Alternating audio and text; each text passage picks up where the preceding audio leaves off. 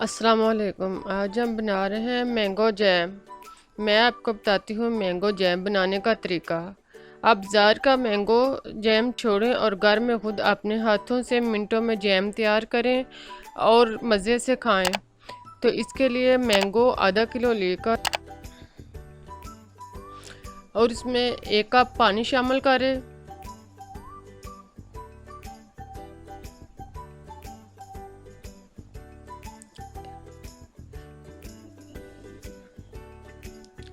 अब इसमें आधा किलो चीनी शामिल करें।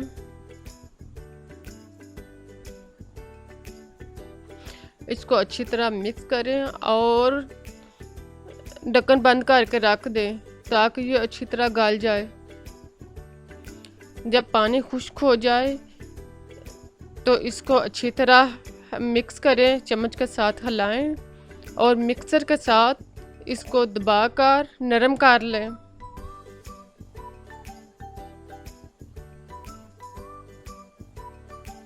सारे मैंगो को अच्छी तरह दबाकर नरम कर लें।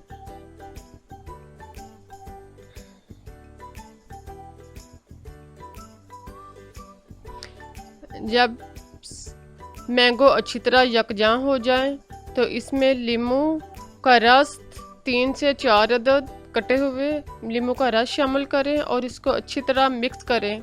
इसको थोड़ी देर के लिए पकाएं। जब जैम गाढ़ा हो जाए तो समझे हमारा जैम तैयार हो चुका है।